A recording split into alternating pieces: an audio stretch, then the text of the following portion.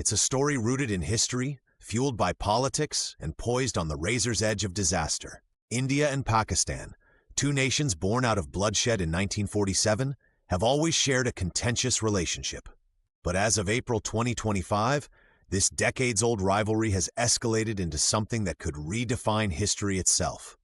Both nations are now teetering on the brink of a conflict so volatile that the entire world should be watching. Yet somehow, they're not. It begins with water. Water, the most vital resource on Earth, has always been a point of contention between India and Pakistan.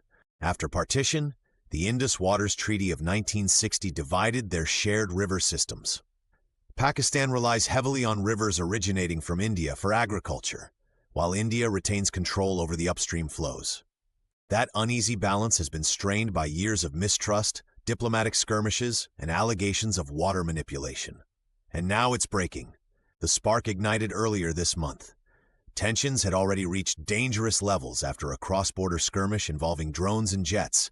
Their targets not military bases, but critical infrastructure. India reportedly destroyed pipelines supplying water to Pakistan, and Pakistan retaliated by sending fighter jets to bomb India's massive dams near the border.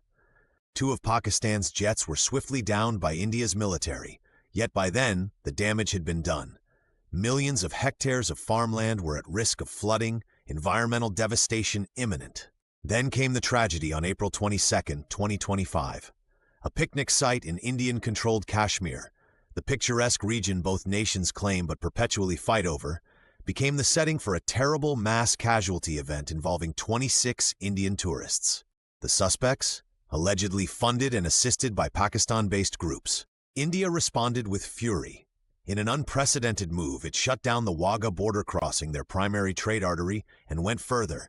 It cut off access to 4 major river sources flowing to Pakistan. Overnight, Pakistan's agriculture was thrown into chaos. Now the stakes couldn't be higher. Millions of Pakistani farmers rely on those rivers to irrigate their crops. Cutting them off doesn't just mean economic upheaval. It risks famine, political instability, and environmental collapse. But to India, the move is a declaration. No more tolerance for what it perceives as Pakistan's proxy aggression. And this is where we enter crazy land. Both nations possess nuclear weapons.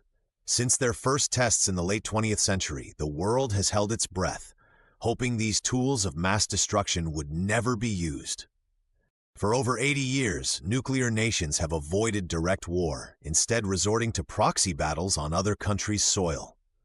But as India and Pakistan inch closer toward the point of no return, that fragile equilibrium is in grave danger. Outrageously, the global media seems to have missed it.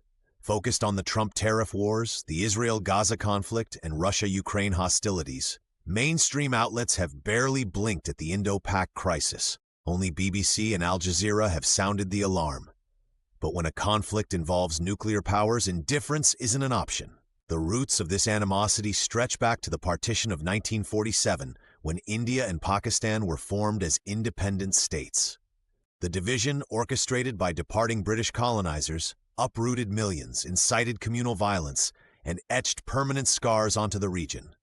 Kashmir, the jewel of the Himalayas, was left undecided, and so began an eternal dispute. 78 years later, those borders, those rivers, and those tensions remain at the heart of every skirmish. The question now is, will the world open its eyes before India and Pakistan rip themselves apart? Maps show the regions hit hardest by the water crisis, fields turning dry, lives disrupted, ecological damage spreading. And behind every statistic is a person. A farmer watching his crops fail, a mother struggling to feed her family, and leaders gambling with the fate of millions. This isn't just a regional crisis. When nuclear nations collide, the ripple effects go global. All it takes is one misstep, one act of unchecked aggression, and 80 years without nuclear war could end in catastrophe. The clock is ticking. Will sanity prevail, or are we truly on the verge of crazy land?